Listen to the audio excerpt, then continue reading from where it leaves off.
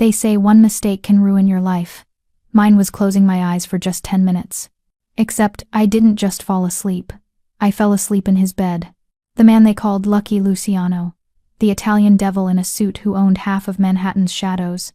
And when he found me there curled like an exhausted stray in silk sheets worth more than my annual salary, he didn't shoot me. He smiled. That was the beginning of the end. Or maybe the end of the beginning. You know that moment when you realize your life took a wrong turn, but you can't pinpoint exactly where? Mine was at 11 p.m. on a Friday, my feet screaming, my bank account whimpering, and my landlord's eviction notice taped to my apartment door for the third time this month. I'm Nara Brown, 24, Manhattan resident by circumstance, not choice. The Roosevelt Hotel hired me 6 months ago because I showed up on time and didn't flinch when they explained the job description. Clean what drunk tourists destroy. Smile when they pretend you're invisible. Pretend you don't notice the things they leave behind. The boa constrictor was memorable. The lipstick-stained pillowcases? Routine. My degree in communications? Yeah, that's working out great. So there I was, Friday night, wearing the world's least glamorous uniform black dress that had seen better decades, sensible shoes that made my feet look like they belonged to someone's grandmother, and a name tag that got called Maria, Nancy, and once, memorably, that one. The hotel manager cornered me by the linen closet. Brown, room 707, presidential suite, double pay if you finish before midnight. My stomach did a cartwheel. Double pay meant I could pay rent and eat this week. The catch? Room 707 was a disaster zone. I could tell before I even opened the door the housekeeping crew had flagged it. Apparently, someone had thrown what the staff called a very passionate party. Translation: crystal glasses scattered like casualties, minibar emptied, and the carpet looked like it needed counseling. I pushed the cleaning cart down the hallway, mentally calculating. 45 minutes if I moved like a woman possessed. 45 minutes to reclaim my life for another week. Room 707 opened to a penthouse that looked like a fever dream of excess. Crystal chandeliers dripped light onto dark wood and leather. The windows framed Manhattan like it was painted just for the view, and the smell leather, expensive cologne, something smoky, that felt almost dangerous. I got to work with the efficiency of someone who'd cleaned her way through 3 years of debt, vacuumed, scrubbed, straightened. My hands moved on autopilot while my brain calculated. Enough for rent, maybe some coffee that didn't taste like regret, possibly new socks. Then I saw the bed. Not a bed, a structure. A California king that looked like it had been imported from a palace. Silk sheets. Pillows that seemed to be mocking the concept of hard work. The kind of bed that made you understand why some people spent their lives climbing the wrong ladders to afford the right thread count. I was almost done. Almost. I should have left. Instead, I looked at the clock. 11:47 p.m., 13 minutes left. My calves were vibrating. My head was pounding. I hadn't eaten since a sad tuna sandwich at noon, and the universe was clearly testing whether I could remain vertical. I sat down. Just for a second. Just to let the room stop spinning. The sheets felt like clouds. I lay back. Just for a moment. That's when I made the mistake that would burn my old life to the ground. In my dreams, I was somewhere else. Somewhere warm. Somewhere my mother wasn't working double shifts and my father wasn't a ghost in a photograph. I was the girl I was supposed to be, not exhausted, not struggling, not curled up in a stranger's sheets like a stray looking for warmth. The dream was so vivid I could taste it. Then it shattered. A key card. The soft click of an expensive lock. The whisper of a door opening. My eyes snapped open. For about 3 seconds, I didn't understand what I was looking at. Ceiling. Chandelier. Not my apartment. Not anything that belonged to my life. Then reality hit like a fist. I sat up so fast the room tilted. My uniform was wrinkled. My name tag was somewhere in the sheets. And I was, oh God, I was lying on what could only be described as the bed of someone important. The important part came through the door. He moved like he owned the oxygen in the room. 32 years old, maybe. Italian features sharpened into something dangerous. His suit was dark, perfectly tailored, and probably cost more than my car payment, if I had a car. The shirt underneath was cream-colored silk, unbuttoned just enough that I could see the chain around his neck gold, catching the light like it was showing off. His eyes found me on the bed, and he stopped. For a moment, the world held its breath. I opened my mouth. Words tried to form, but they got stuck somewhere between my brain and my teeth. It's not, I didn't. My accent, my panic, my complete inability to not sound like a cornered animal, it all came spilling out at once. He didn't move, didn't shout, didn't even look angry. He smiled. Slow. Sharp. The kind of smile that suggested he'd seen dead things look more alive than I did in that moment. "Well," he said, his voice smooth enough to pour over ice. "Looks like I finally found someone brave enough to sleep in my bed." The sarcasm was a blade. I scrambled off the mattress like it was on fire, my legs tangling in silk sheets, my shoes finding purchase on the hardwood floor. "I'm so sorry. I didn't mean to, the shift was so long." And I sat down for just a second, and then, "You fell asleep," he finished, the amusement in his voice unmistakable. He walked to the bar and poured himself a drink whiskey, probably, knowing the type of room this was. His hands were steady, confident, the kind of hands that had never shaken over anything, not even a maid frozen in terror on his bed.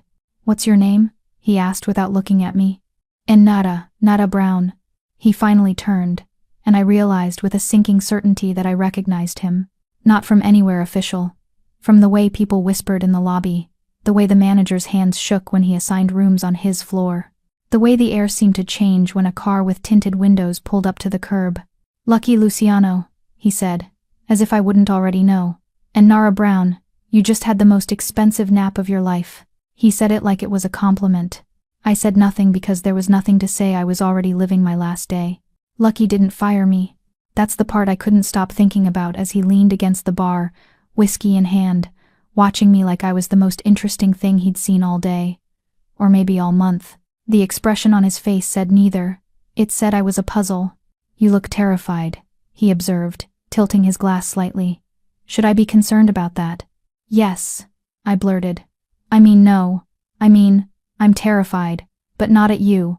I'm terrified of the situation, which you're a major part of, so technically." "You're rambling," he said. "I know." He took a step closer.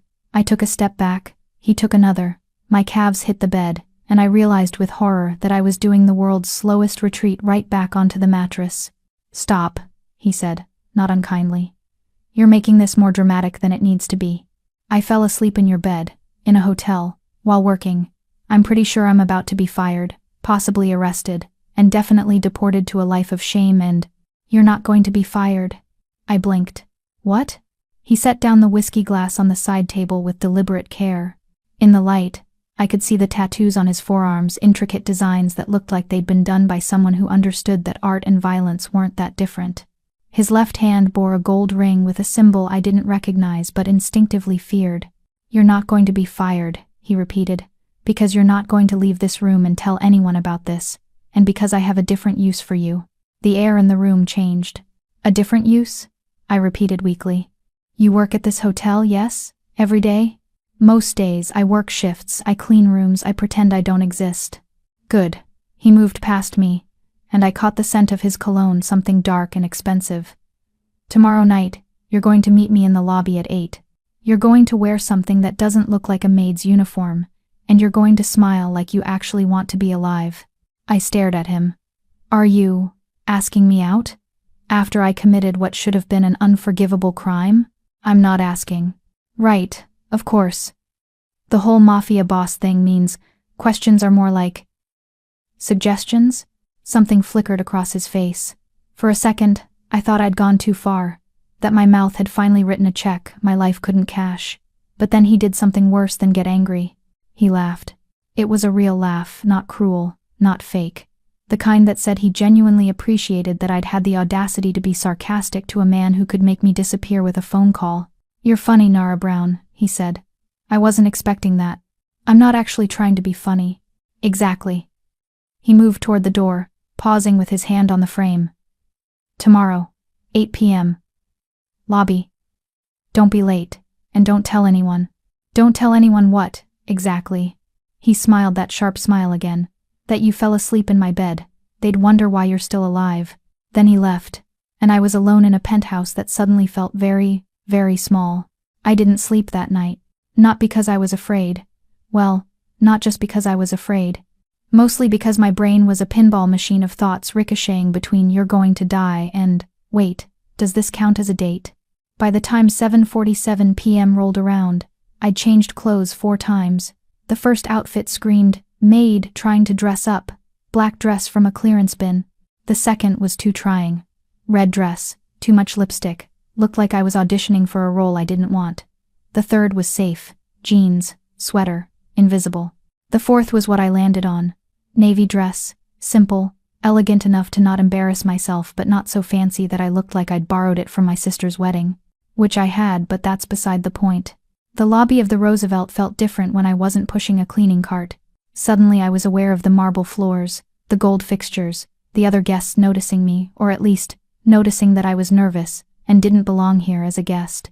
I stood near the fountain, trying to look like someone who frequented 5-star hotels regularly. At 7:59 he appeared. No fanfare, no dramatic entrance. He just walked in like he'd already owned the space, like the lobby had been waiting for him. Same suit, darker maybe. Same confidence. He scanned the crowd and found me immediately. I was struck, suddenly, by how precise his movements were. Nothing wasted. Everything intentional.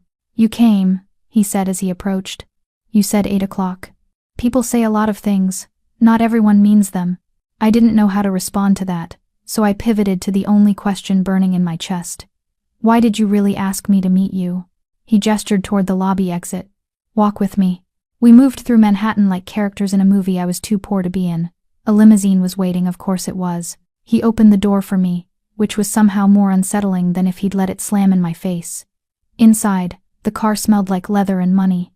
A driver nodded but said nothing. Privacy felt like a weapon. "You want to know why?" he said once the car was moving. "I think I deserve to know.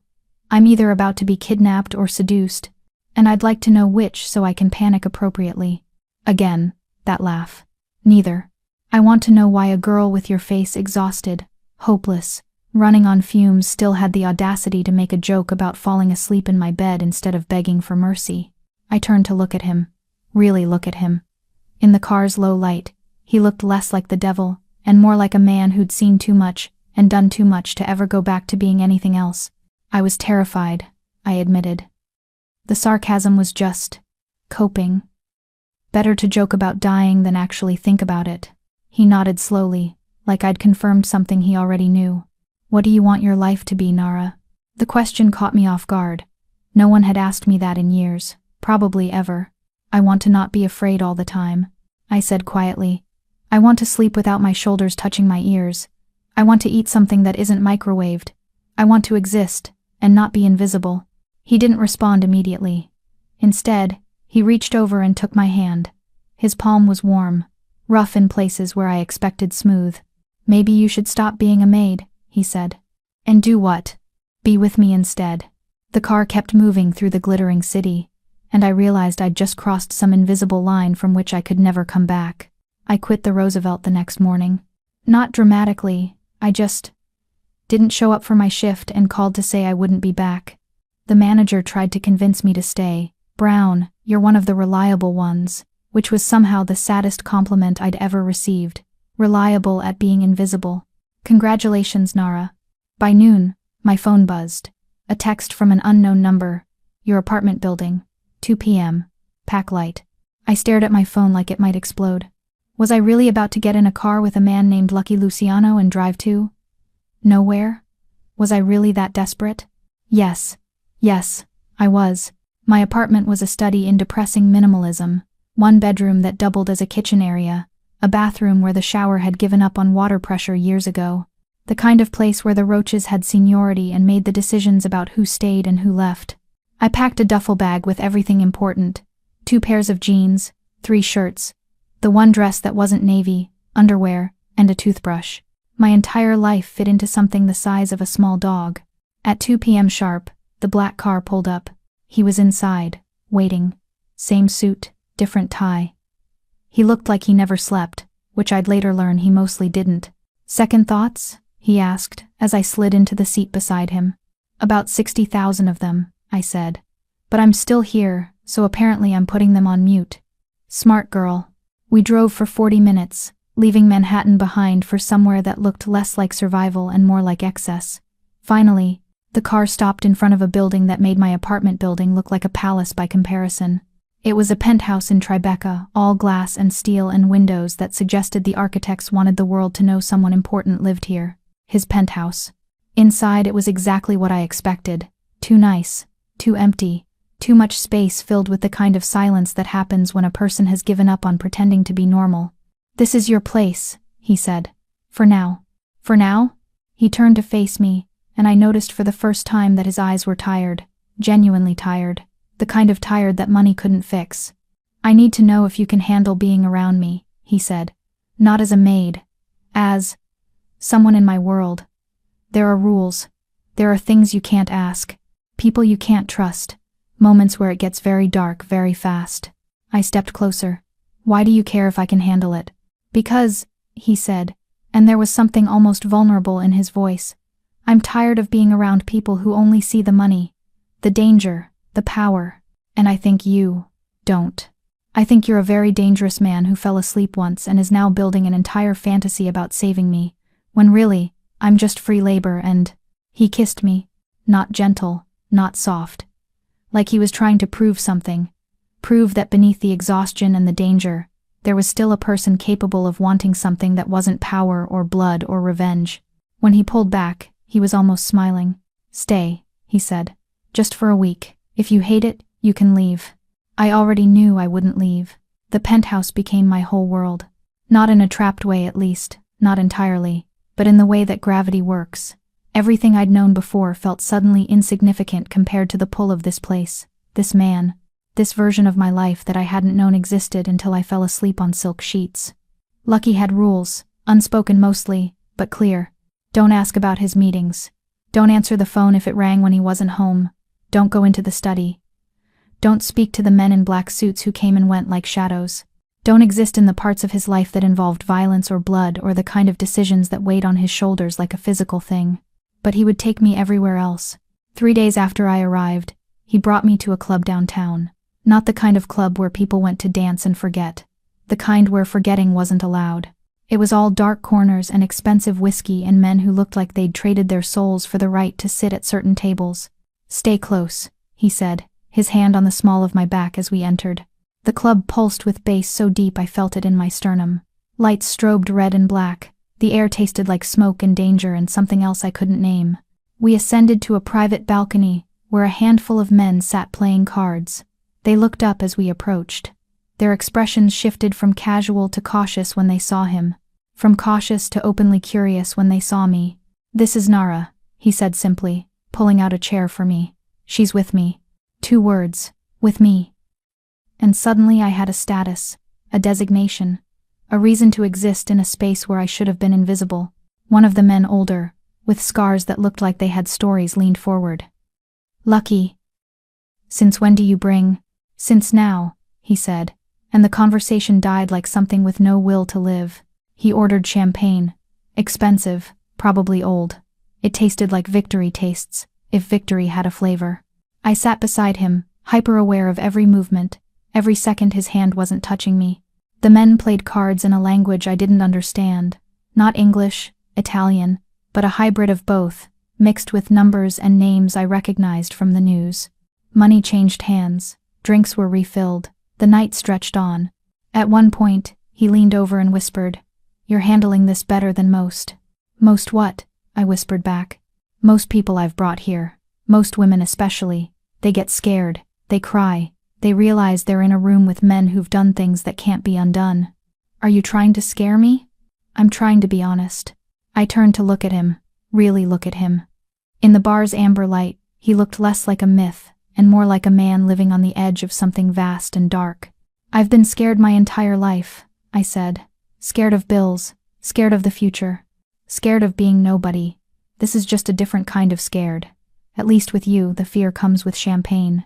Something shifted in his expression.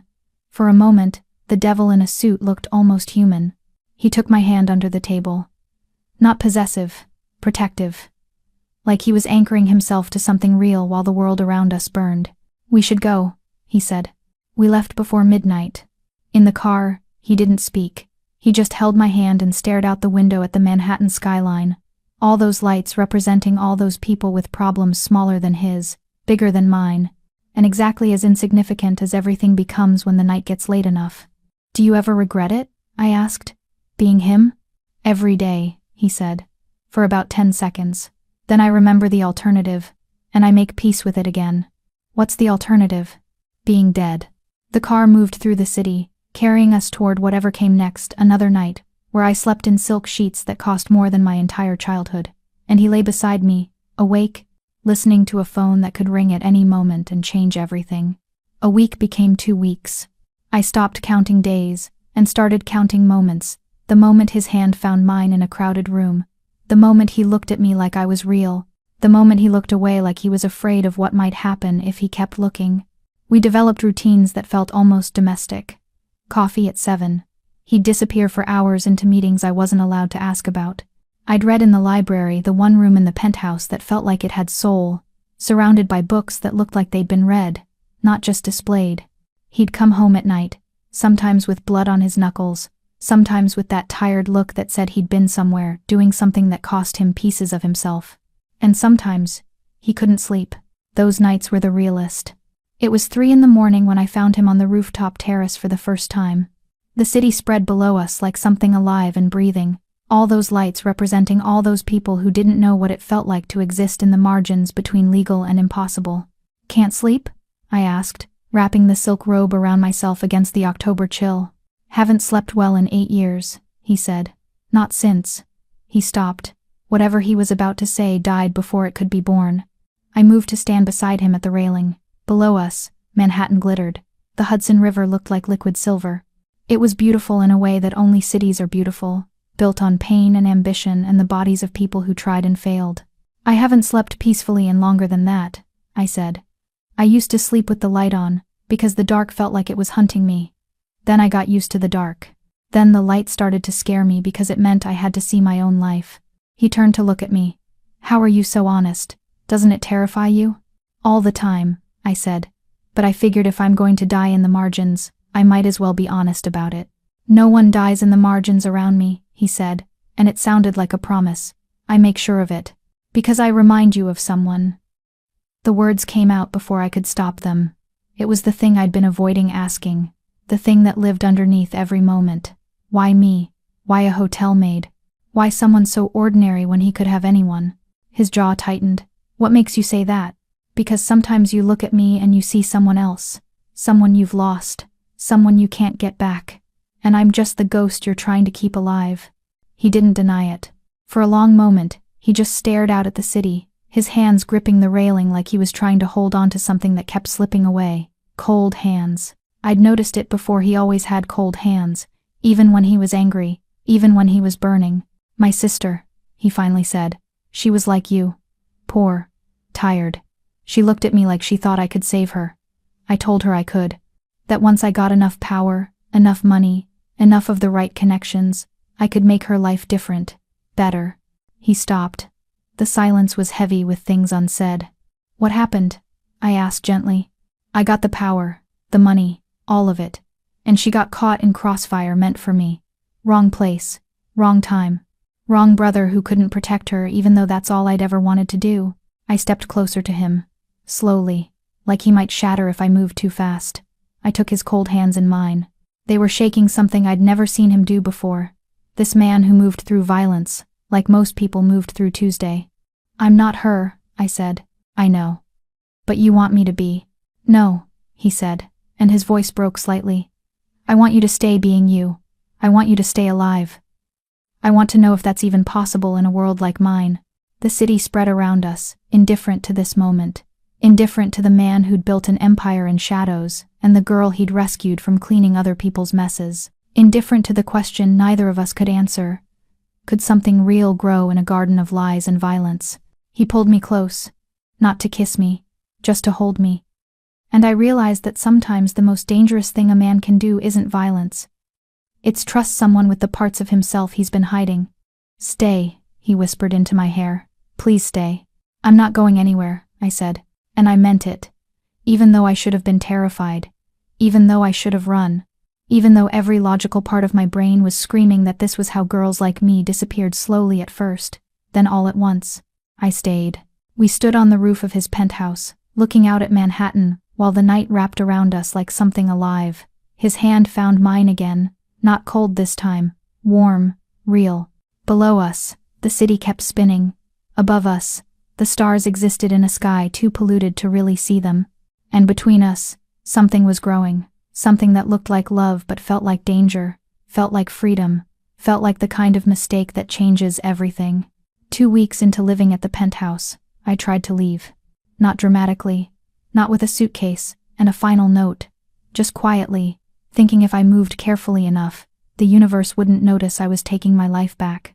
I got as far as the elevator. "Where are you going?" His voice came from behind me, soft as silk but sharp as glass. I froze, didn't turn around. "Out. I need air. I need space. I need to remember what it felt like to be a person instead of a, whatever this is." "This is protection," he said. I turned to face him. He was leaning against the doorframe of the penthouse like he'd been waiting for this exact moment. Like he'd always known I would try to run. "Protection from what? Your enemies?" "Because from what I can see, your enemies are the only people who know where I am. Everyone else thinks I've disappeared." "You have," he said. "You've disappeared from your old life. There's no going back now." "That's not comforting, Lucky, that's terrifying." He moved closer. I didn't retreat this time. There was no point. "If you leave this penthouse, if you go back to being invisible in that city, they will find you. Do you understand? The men I do business with, the men I oppose, they'll find you and they'll use you, and I won't be able to protect you anymore. So I'm a prisoner. You're under my protection." "Same thing," I said. He reached out and tucked a strand of hair behind my ear, a gesture so intimate it hurt. "Not the same. A prisoner resents her cage. You," he paused. "I don't think you want to leave." I hated that he was right. I hated more that the alternative was terrifying. Go back to my apartment, my job, my life of quiet desperation. Die slowly instead of all at once. Choose a slower kind of suffocation. "This is insane," I said. "Yes. You're insane. Probably. And I should run." "You should," he agreed. "But you won't." He was right. I pressed the button to close the elevator doors and walked back into the penthouse. He didn't celebrate or gloat. He just took my hand and pulled me back into the world he'd built.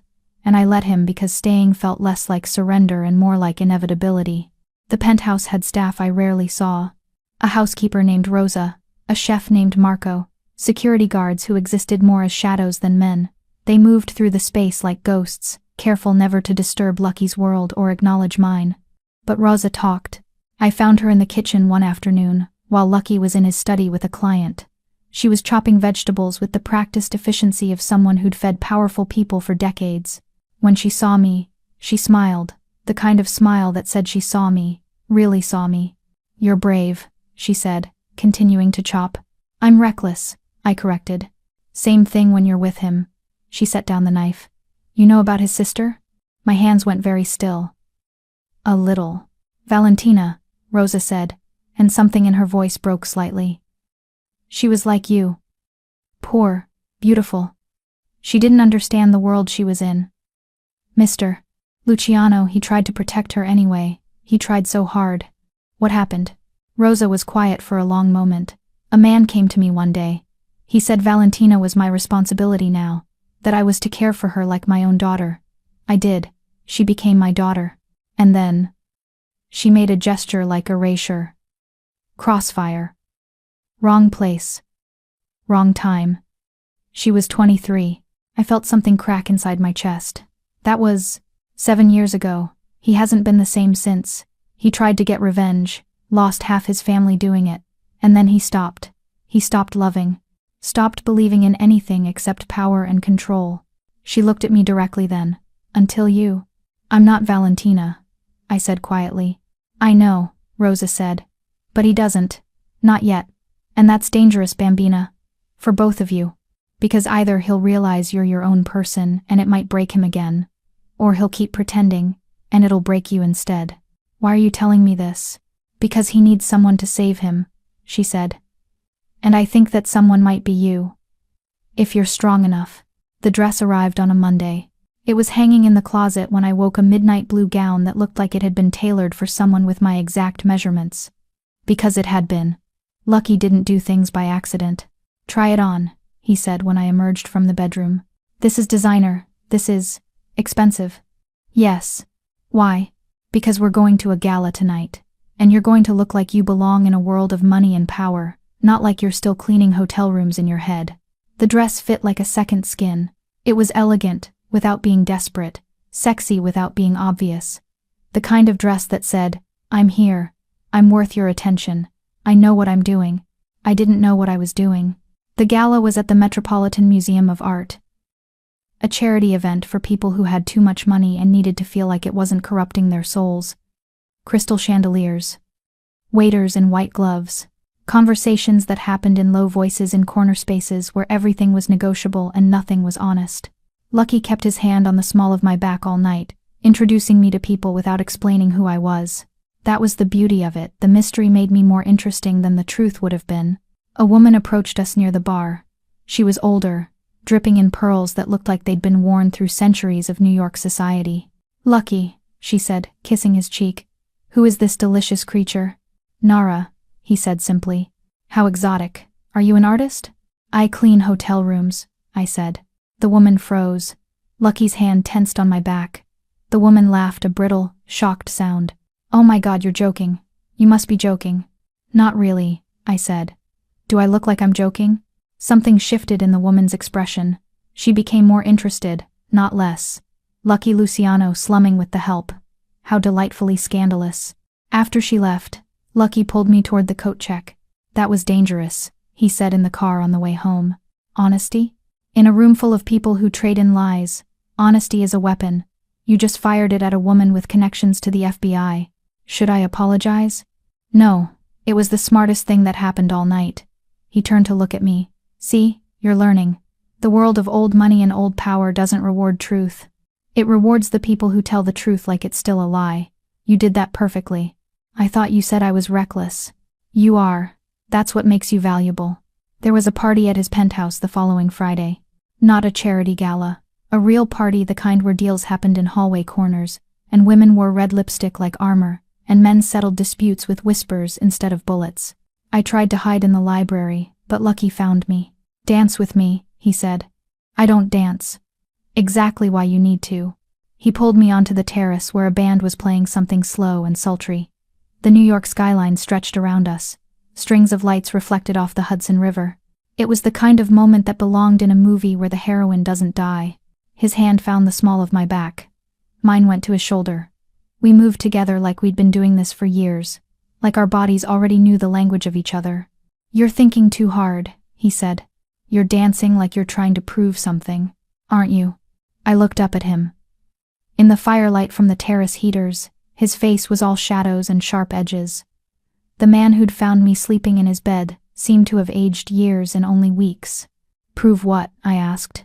"That you can exist in my world without disappearing." We spun slowly. Around us, people were watching. I could feel their eyes like heat on my skin. The whispers that would follow. Who is she? Where did he find her? How long until she's dead? One man made his way to us, older, scarred, the kind of person who'd seen too many wars. "Lucky," he said, interrupting the dance. "She's beautiful. Almost like—" "Don't," Lucky said, his voice dropping to something dangerous. "Don't even start. I'm just saying she looks like Valentina. The eyes, the mouth. It's uncanny. You're not usually sentimental, my friend." Lucky's jaw clenched. For a moment, I thought he might do something violent. Instead, he took my hand, and we left the party mid-dance, leaving the man standing alone on the terrace. In the elevator, I finally asked, "Am I just a replacement?" "No," he said, and he sounded angry. "You're not. Don't let anyone make you believe that." But we both knew it wasn't entirely true. It happened on a Wednesday night, at 11:47 p.m. Lucky was on the phone in his study. I was reading in the library when the first shot came through the window. The glass didn't shatter like in movies. It exploded. Shards flew like diamonds, cutting and sharp, and absolutely real. The sound came after gunfire, rapid and merciless. I dropped to the floor on instinct, crawling toward the doorway. "Lucky," I screamed. He emerged from the study, gun already drawn. His expression shifted from calm businessman to something else entirely, something feral and ready for war. "Penthouse?" I heard him shout into a phone. Breach Protocol Delta. Secure the south exit. Another volley of shots. The floor-to-ceiling windows on the west side imploded. The penthouse that had felt like a palace became a war zone. Crystal glasses flew. Paintings crashed. The world was breaking apart, and I was in the middle of it. Lucky grabbed me and pulled me behind the marble kitchen island as bullets cracked through the space where I'd been standing moments before. "How many?" he shouted to someone I couldn't see. "6 on the terrace. More coming up the east stairwell." A voice through an earpiece. Professional. Calm. Like this happened regularly. Because it did. It happened regularly, and I'd been living in his world long enough to understand that this was part of the price. This was what it meant to exist in the margins between power and survival. Lucky positioned me against the wall. His hand was steady when he took mine. "Listen to me, there's a panic room. Behind the painting in the bedroom. You go. You lock the door. You don't come out until the all clear." "What about you?" "I'm fine. I've done this before." "You're going to kill people?" "Yes," he said, and there was no emotion in it. "That's what they're here for. Now go." I didn't want to leave him. But running seemed smarter than dying, so I ran. Crawled through the penthouse while gunfire erupted all around me. The bedroom felt impossibly far away. I could hear him fighting the sharp crack of his gun, the methodical pace of someone who'd trained for exactly this scenario. I found the painting. A Renaissance landscape worth more than my entire existence. I pulled it away and found the door. Security keypad. I didn't know the code. Nara. His voice through an earpiece I didn't know I was wearing. "Code is 0717. That's my sister's birthday." I punched it in. The door opened. I stepped into a space that looked like a bunker-reinforced walls. Supplies. A monitoring system showing feeds of the penthouse in chaos. I watched on the screens as he moved through rooms like death incarnate. No hesitation. No mercy. A man doing what he'd been built to do. One attacker got close. Too close. Lucky didn't shoot. He moved with precision I'd never seen before, and the man dropped. When I understood what had happened, that I'd just watched him kill someone in hand-to-hand combat, my stomach turned. This was the real him. Not the man who held my hand on rooftops. Not the man who danced with me under firelight. This was the version of himself he'd been trying to hide. On the monitors, I watched him move through his penthouse like a soldier in enemy territory. Because that's what it was. This was his war. And I'd stepped directly into the center of it. The panic room was soundproofed, but the monitors showed everything. I watched as Lucky moved through his own home like it was a battlefield. I watched as he fought 3 men in the hallway. I watched as he moved faster than I knew a human could move.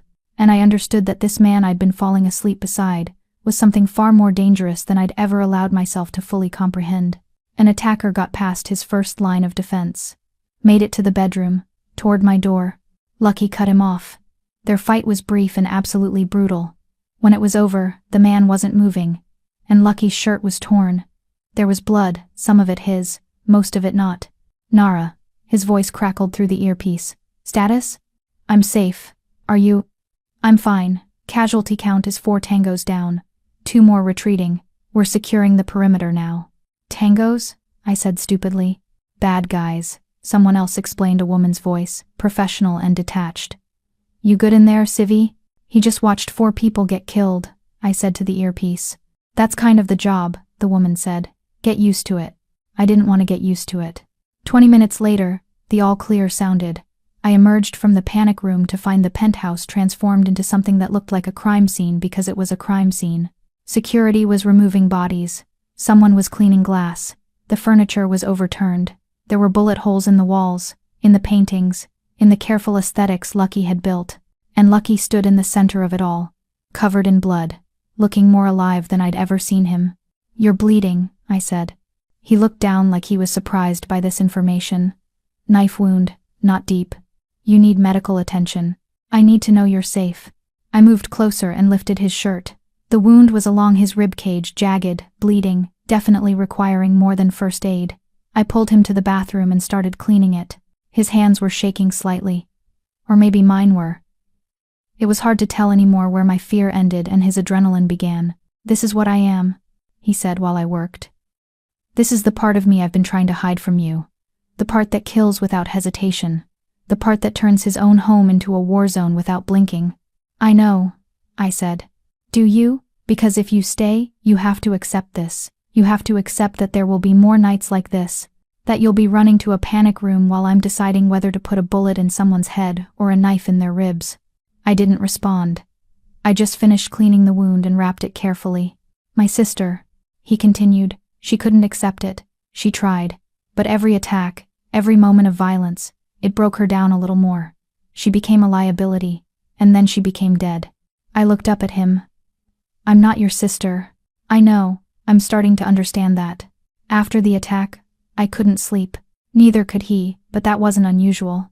We sat on the terrace with whiskey and cigarettes, looking out at a Manhattan that continued to glitter like nothing had changed. Down there, people were going about their lives, unaware that violence had just torn through a penthouse above their heads. Lucky's shirt was off. I could see the new scar from the knife wound, red and raw, but I could also see the older scars. Many, many older scars.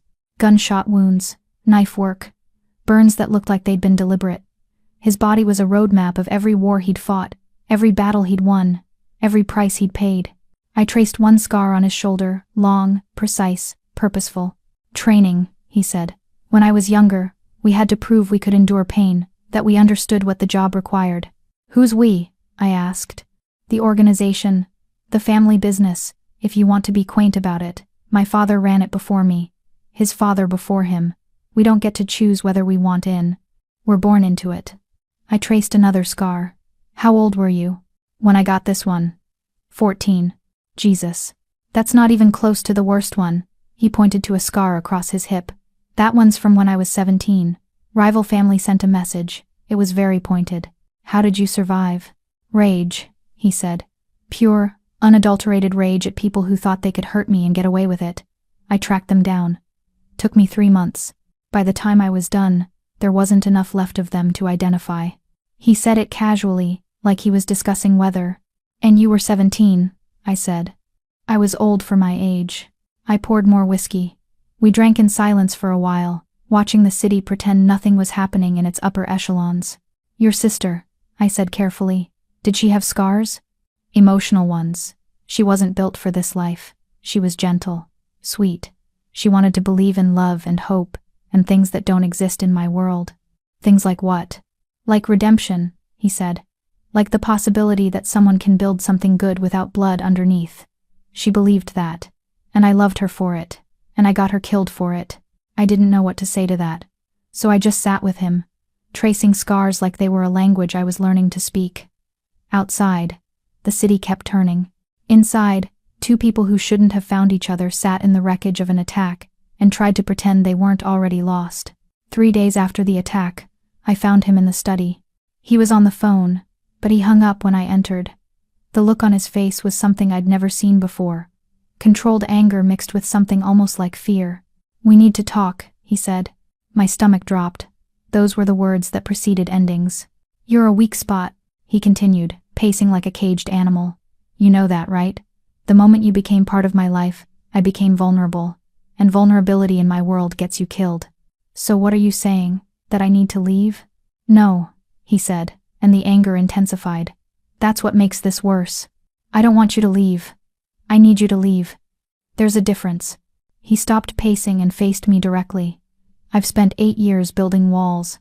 8 years making sure nothing could touch me because feeling things got my sister killed. And then you fell asleep in my bed, and something broke. Something I'd spent years putting back together just broke. Lucky. I find myself thinking about you during meetings. I lose focus. I lose control. During that attack, instead of securing the perimeter first, I kept thinking about where you were. If you were safe. That's not me. That's not who I am. That's not who I can afford to be. So what do you want from me? I want you to understand what this means. If you stay, I'm going to keep being irresponsible because you exist, and irresponsibility gets people killed in my world. So either you leave, and I go back to being the monster I was before, or you stay, and we both accept that loving you is slowly destroying me." He said the word loving, just dropped it into the conversation like it had been inevitable all along. "I didn't ask you to love me," I said. "I know. That's what makes it so dangerous. It just happened, and now I can't turn it off." He poured whiskey with shaking hands. Actually shaking. The powerful, controlled man who'd fought 3 people in his own home was shaking because of me. "Choose," he said. Stay, and destroy me slowly, or go and let me be the monster I need to be to survive. I didn't have an answer, because both options meant loss. For both of us. We didn't discuss his confession. Instead, we moved through the penthouse, like people tiptoeing around a bomb that might detonate at any moment. He'd go into his study for meetings and emerge with the look of someone who'd made decisions that couldn't be unmade. I'd read in the library and pretend I wasn't listening to his phone conversations through the walls. But the night after the confession, something shifted. He came to me in the bedroom. The windows had been repaired, but you could still see the slight discoloration where bullets had punched through reinforced glass. Outside, the city glittered like nothing had changed. Come here, he said. I did, because I always did. He pulled me onto the balcony, and the city spread before us, millions of people living their lives without any idea of the war happening in the sky above them. I need to ask you something, he said, and his voice was different, softer, and I need you to answer honestly. Okay. Are you staying because you love me? Or are you staying because you're afraid of leaving? It was the question I'd been avoiding since the moment I climbed into his car outside my apartment building. Both, I said. I'm staying because part of me is terrified to be without you, and part of me is terrified to be with you. Those two fears have become the same fear, and I can't separate them anymore. He reached up and cupped my face in his hands. His palms were warm, real, the hands of a man who just killed people 3 days ago, now holding me like I was something precious. Don't fall in love with me, he whispered. Too late. He kissed me. It was different from before, less about passion, more about ownership. His mouth was urgent against mine, tasting like whiskey and cigarettes and the kind of desperation that comes from knowing something is both inevitable and impossible. My hands found his shoulders. For a moment, everything else disappeared. The violence, the fear, the questions about whether I was a replacement for his dead sister. For one moment, there was just us and the city glittering below, and the sense that something true was happening even though everything about it was wrong. Then he pulled away. This is a mistake, he said, and his eyes were already closing, pulling back, building walls. We're a mistake, I agreed. The worst kind, completely disastrous, and still inevitable. He walked back inside, leaving me on the balcony with the city spread beneath me and the taste of him still on my mouth. A kiss that felt like an ending before the beginning had barely started. I went to the Roosevelt the next day, not to clean, just to remember what my life had been like before. The lobby was the same glass and marble and the soft jazz that seemed to exist in a permanent loop. But I was different. I moved through it, like I owned part of it now, because I did. I owned a piece of a different world. A man approached me near the front desk. He was older, maybe 60, with silver hair and eyes that had seen too much. Nara Brown, he said. I didn't know him. Yes. My name is Daniel Rossi. I knew Valentina Luciano. Everything stopped. I'm sorry, I said. Valentina, Lucky's sister. You've heard of her, I assume? How do you know who I am? Because you're all over Lucky's penthouse. Because you've become important to him. And because... He pulled out his phone and showed me a photograph. It was a girl. Young, maybe 22 or 23. Dark hair, high cheekbones. The same shape of face. The same way of holding her head slightly tilted. She looked exactly like me. No, not exactly. Close enough. Close enough that if I saw us side by side, I'd assume we were sisters. Same eyes, same mouth. Same something indefinable that made us look like we came from the same place. The same pain. That's Valentina, the man said. She died 7 years ago. And you're the first person Lucky has looked at since her death. My hands were shaking. I don't understand. He's using you, Daniel said gently. Maybe he doesn't realize it. Maybe he's convinced himself that he's fallen in love with you. But the truth is, he's trying to bring her back. And the longer you stay, the more dangerous that becomes. Why are you telling me this? Because I loved Valentina, he said. And I don't want to watch you die trying to fill a ghost's shoes. He pressed the phone photo toward me. I took it with numb fingers. Leave, Daniel said. While you still can. Before he fully replaces her with you. Before he realizes you're not her and gets rid of you like every other reminder of his failure. Then he was gone, melting back into the lobby like he'd never existed. I stood holding a phone with a photograph of a dead girl who looked like me, and I understood that nothing in my life would ever be the same again. I didn't wait for him to come home. I went to his study, and I waited, the photo clutched in my hand like evidence. When he arrived, The first thing he noticed was my face. "What happened?" he said immediately. "Alert, dangerous, ready for war." I showed him the photo. For a moment, nothing happened. He just stared at the image of his dead sister like she was going to climb out of the screen and save him from whatever was coming next. "Where did you get this?" His voice was very quiet. "A man named Daniel Rossi. He found me at the Roosevelt. He told me about Valentina. Daniel has no right. He had every right." I threw the phone on the desk. "He's telling me what you've been too much of a coward to admit. I look like her. I'm a replacement. I'm you trying to rewind time and fix what you couldn't fix. That's not, isn't it?" I stepped closer to him. "Every time you look at me, you see her. Every time you hold me, you're pretending I'm her. Everything about this us is built on a lie. You don't love me. You love a ghost. You're wrong." "Am I? Then tell me. Tell me you didn't keep me because I reminded you of her. Tell me that's not why you showed me the penthouse on that first night. Tell me you didn't see her face when you kissed me." He didn't answer. Couldn't answer. Because the truth was already hanging between us like smoke. "I fell in love with a man who was trying to collect pieces of a dead girl," I said. "And the worst part? I understood why. I understood that grief makes us do insane things, that losing someone who mattered rips holes in us we can never fill. So I was willing to be the ghost. I was willing to be the memory, because I loved you enough to be whatever you needed me to be." "Stop," he said. "No, I don't think I will. I think I'm finally going to tell the truth in this penthouse. And it's going to hurt, and you're going to have to feel it because for once, someone isn't going to make it easy for you." He moved toward me. For a second, I thought he might hurt me. But instead, he pulled me close. His hands were in my hair, his face buried in my neck, and his whole body was shaking. "I'm sorry," he whispered. "I'm so sorry." "That's not an answer." "I know. Did you love her, or did you just love the idea of saving her?" "Yes," he said. "Both. Neither. I don't know anymore." He pulled back and looked at me directly. "When I found you in my bed, yes, you reminded me of her, but that's not why I kept you, and that's not why I love you. Those are different things. How can you tell the difference? When you're looking at me and seeing her. Because when I look at you, you terrify me. Valentina never did. She made me feel protective. You make me feel like I'm drowning. You make me feel like I'm losing control, and I hate it, and I need it. And if I lost you, I don't think I'd come back from it." I wanted to believe him. God, I wanted to believe him. "The man told me to leave," I said. "He said the longer I stay, the more dangerous it becomes. That you'll eventually realize I'm not her, and get rid of me." "He's right," Lucky said. "About some of it. The danger is real, the grief is real. But the part where I get rid of you, that's the part he's wrong about. Because I've spent 8 years building walls around myself, and you came along and just smashed through them. I can't go back. I don't want to go back." He took the phone with Valentina's photo and looked at it one more time. "She was my sister, I loved her, and I failed her. That's a wound that will never heal. But you're not the salve for that wound.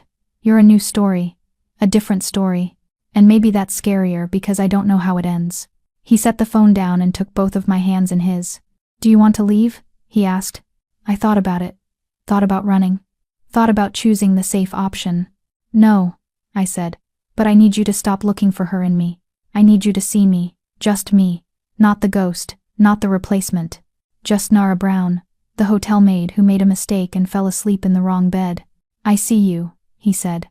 "I've been seeing you since the moment you woke up terrified. You're the bravest person I know, and I'm terrified that I'm going to destroy you anyway. Because that's what I do.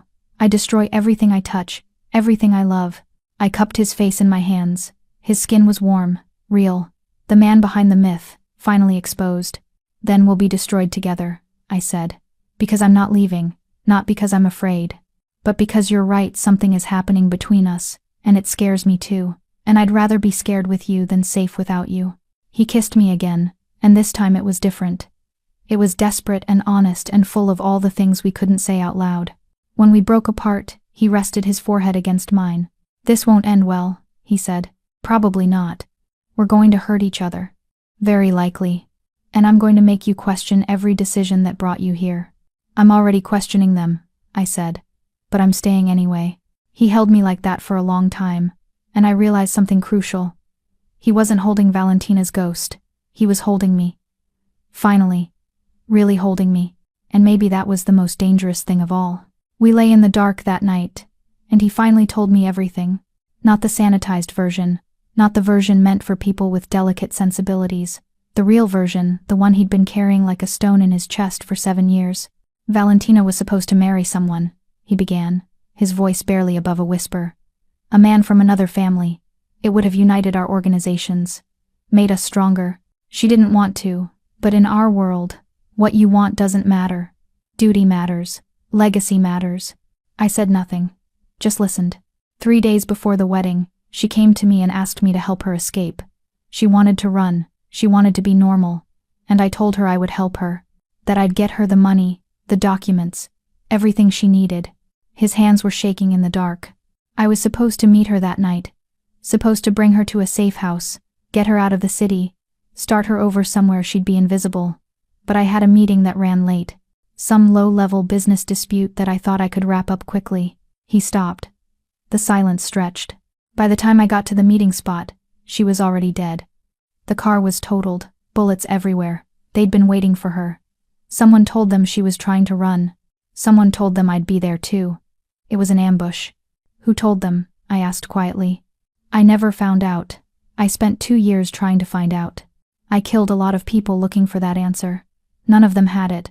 So I gave up. I accepted that my sister died because someone betrayed me. Because I was careless. Because I thought I could save her and I was wrong. He rolled over to face me, and in the darkness, his eyes looked hollow. When I saw you in my bed, sleeping like you didn't have a care in the world, you looked so much like her that for a second, I thought I was hallucinating.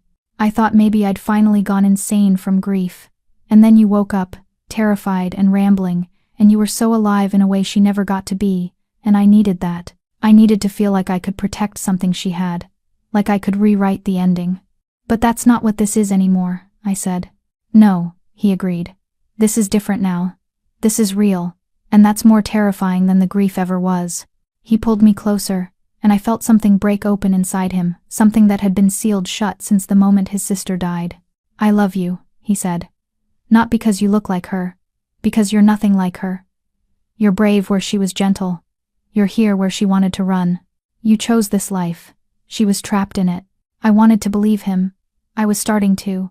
The envelope came the next morning. I found it on the kitchen counter when I went to make coffee. No markings. Just my name on the front in handwriting I didn't recognize. Inside was a photograph and a document. The photograph was of me, before I met Lucky, coming out of my apartment building, walking to the Roosevelt. The images spanned months. Months of surveillance I'd never known about. The document was a background check, detailed, thorough. Everything about my life, my parents, my education, my financial situation, my medical history, reduced to data points on a page. At the bottom, in handwriting I recognized as Lucky's, was a single sentence. Perfect match. Proceeding with acquisition. Acquisition. Like I was a thing to be obtained. Like I was a target in a game I didn't know I was playing. What is this? I said when I found him in his study. His face went very still.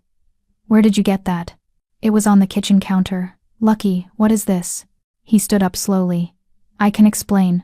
Explain what? That you stalked me? That you researched my life? That you planned this? That I'm not a mistake, I'm a project? You need to listen to me. No, you need to listen to me. My voice was shaking. You told me you love me. You told me this was real. But it was never real. I was a replacement with better paperwork. He moved toward me. That's not what this is. Then what is it? Tell me. Tell me that finding me wasn't planned. Tell me that the Roosevelt wasn't a coincidence. Tell me anything that makes this less of a calculated manipulation. He didn't answer. And his silence was answer enough. I walked backward toward the door. How long have you been following me? 6 months. And you decided I was a good fit for your ghost replacement? That's not fair. Fair? I laughed, and it sounded bitter and broken. You've been stalking me for 6 months, researching my life like I'm some kind of project, and you want to talk about fair? You're a psychopath. You know that, right? Normal people don't do this. I was protecting you, he said, and there was desperation in his voice now. Before I knew you, before you were anywhere near my world, I needed to know who you were. I needed to make sure you weren't a plant, that you weren't a spy, that you could handle being around me. By violating my privacy? By stalking me like a predator? Yes, he said simply. Because in my world, that's how you survive. You gather intelligence. You know everything about everyone around you before they know you exist. And when I found you, when I realized you were the closest thing to her I'd ever seen, I decided I wanted you in my life. So I engineered a situation that would put you there. The penthouse suddenly felt very small. Get out, I said quietly. Nara, get out.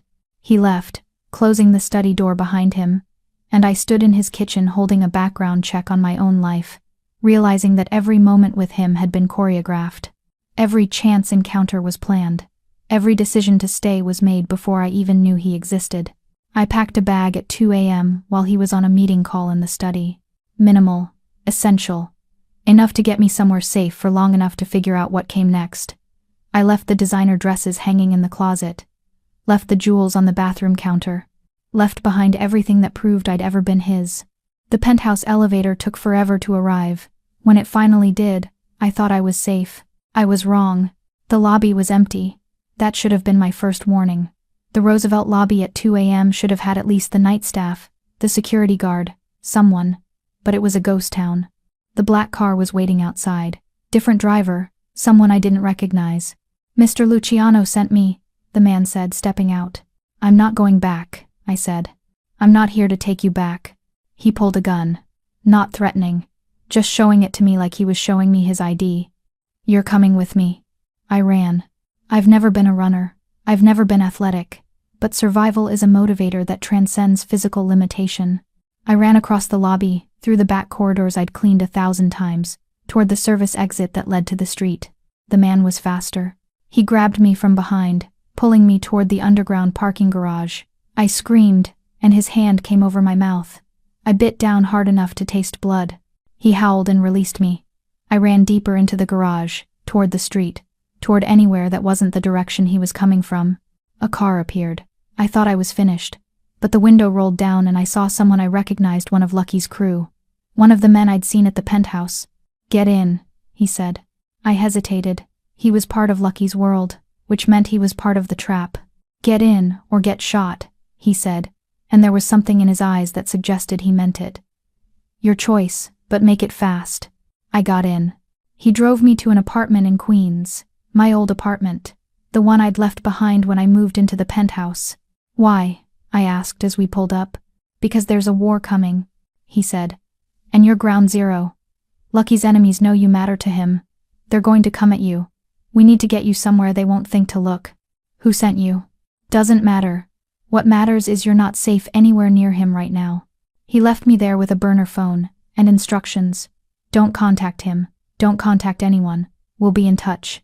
I stood in my old apartment, breathing hard, trying to process what was happening. That's when I saw it.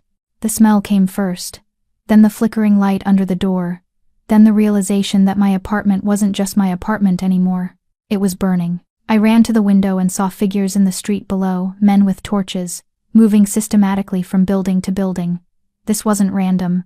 This was orchestrated. Someone was destroying the traces of my life. The piano key necklace, the one Lucky had given me, the only piece of him I'd kept when I ran, was still on the nightstand. I grabbed it and ran. The stairwell was filling with smoke. I took the fire escape and jumped the last 10 feet, landing hard on the pavement. Around me the neighborhood was waking up. People were calling 911. Sirens were beginning to wail. I disappeared into the crowd, and nobody noticed me. Nobody noticed one more person running from a fire that was systematically erasing me from the world. I spent 3 days in a motel in Jersey City, using the last cash I had. The news covered the Queens fires, 6 apartments destroyed. No deaths, thank God, but investigators baffled by the coordinated nature of the attacks. They weren't talking about Mafia. They were talking about gang activity, possible gang retribution, gang violence, gang. But I knew better. This was targeted. This was personal. This was someone sending a message. You don't exist anymore. Every trace of you is being burned away. The burner phone rang on the 3rd day. I didn't recognize the number, but I answered anyway because I was tired and scared, and the alternative was to keep running forever. Where are you? It was Lucky. He sounded like he'd been awake for days, like he'd been slowly losing his mind. Somewhere safe. You're not safe anywhere. Nara, Listen to me. Someone in my organization, someone close to me, they're using you to get to me. They're trying to prove I'm compromised. That my attachment to you is a weakness they can exploit. You are compromised, I said. You stalked me. You researched me. You orchestrated me into your life. Yes, and I'm telling you I was right to be paranoid because now people I trusted are burning down your entire life to prove a point. I looked down at the piano key necklace in my hand, the one piece of him I'd managed to save from the fire. Who? I asked. My right hand. A man named Victor. I brought him in when he was 17. Raised him like he was family. He's been waiting for an excuse to make a move against me. And you gave him one. How did I give him anything? I didn't know he existed until you just said his name. By mattering to me. By being something I actually cared about. He saw an opening and he took it. I heard the sound of a gunshot through the phone. Then silence. Lucky. I'm fine, he said, breathing hard. I just took care of a loose end. But there are more. There are always more. And they're looking for you. Which means I need to know. Are you running from me or running from them? Both, I said. I'm running from all of this. I want to go back to cleaning hotel rooms and not existing. I want to be invisible again. You can't be invisible, he said. Not anymore. You've been marked. By being with me, you've become important. Which means you're either going to be used as leverage against me, or you're going to have to trust me to keep you safe. How can I trust you? You lied to me. You stalked me. You planned every moment of our relationship. I know, he said. And I'm sorry. But that's not going to matter in about 6 hours when Victor's men figure out where you are. So, I need you to decide right now. Do you let me save you, or do you die alone in a Jersey motel with nothing but a piano key and the memory of a man who loved you? I looked at the necklace, looked at the generic motel room, looked at my entire life reduced to a duffel bag and a burner phone. Where are you? I asked.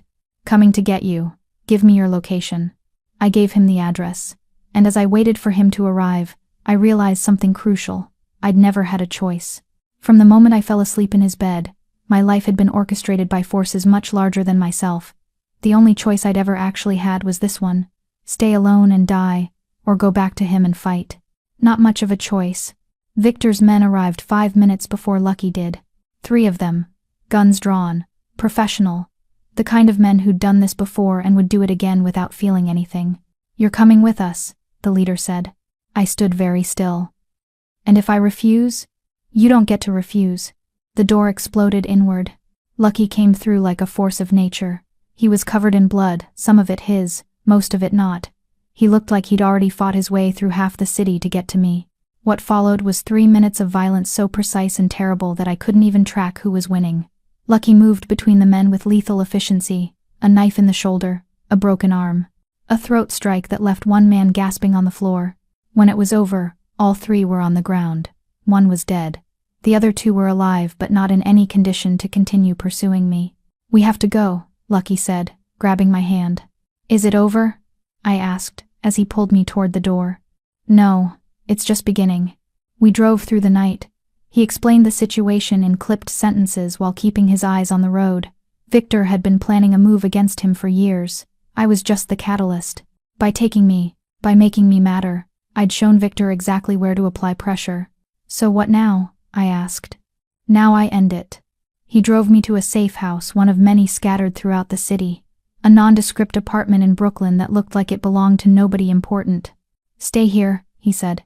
There's food, there's water, there's a bed, you're safe. And you? I'm going to deal with Victor.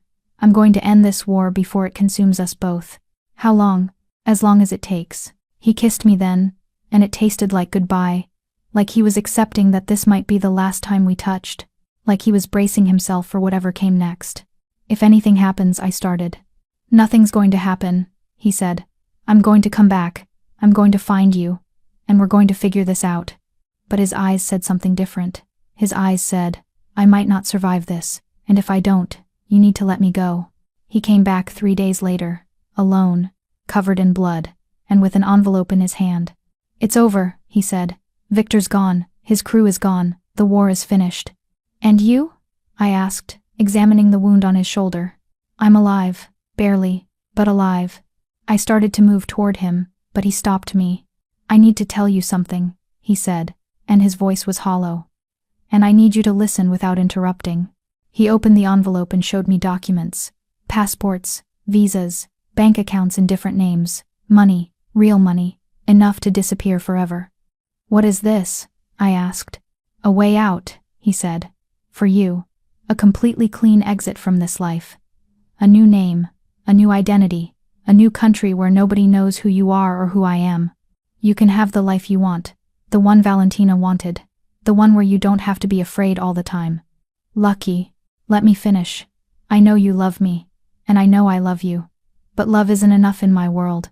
Love just makes you a liability. It makes you a target, and I can't keep you safe. Not really, not permanently. Every day you stay, you're in danger.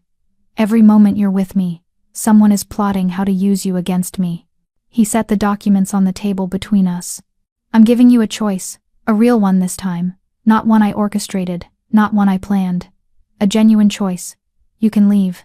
You can take this money, this identity, these documents, and you can go build a life that doesn't involve blood and violence and fear. You can be happy. You can be safe. You can be free. Or," I asked, "or you can stay. You can accept that this is what your life is now. You can accept that loving me means accepting that danger is part of the deal. That loss is part of the deal. That I'm broken and I'm bleeding and I'm never going to be the kind of man who can offer you a normal life." He moved closer. His hand found my face. "So I'm asking you to choose, not for me, for you. What do you actually want?" The question hung in the air like smoke. I picked up the documents, felt their weight, thought about what it would mean to disappear, to become nobody, to start over without the ghost of Valentina following me, without the violence, without the fear, and then I put them down.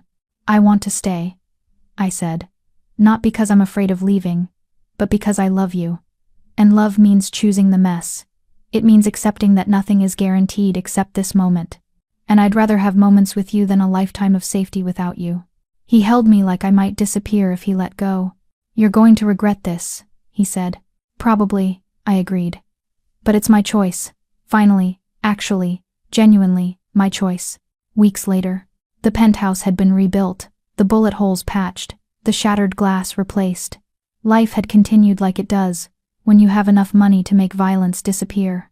I woke up in his bed, the same bed, the one where all of this started, the one that had been both refuge and trap. My eyes were closed. I could feel morning light on my face, could hear the city beginning to wake below us, could feel Lucky's arm across my waist, solid, real, present. "I know you're awake," he said softly. I opened one eye and looked at him. He was watching me like I might vanish. Like after everything, the betrayal, the fire, the war, he still expected me to disappear. "Your bed is dangerous," I said. He smiled. It was small and tired but genuine. "Only if you leave it." "I'm not leaving." "I know." He pulled me closer, and I realized something important. This was the moment. Not the beginning. Not the dramatic rescue. This quiet moment where we were just two broken people who'd chosen each other anyway. "I'm sorry," he said. "For all of it. The stalking, the lies, the war I dragged you into." "I know," I said. "And I'm sorry too. For running. For making it complicated. It was always going to be complicated. I know." We lay there as the sun climbed higher, as Manhattan woke up, as millions of people went about their lives without any idea of the quiet miracle happening in a penthouse above their heads. Two people who should never have met, who'd been brought together by obsession and grief and calculated manipulation, had somehow found something real, something worth fighting for. "What happens now?" I asked. "Now we figure it out," he said. "Together. No more secrets, no more lies. No more stalking?" "Probably some stalking," he admitted. "It's a habit." I laughed, really laughed, and it felt like the first genuine laugh since I'd fallen asleep in his bed weeks ago. "I love you," I said.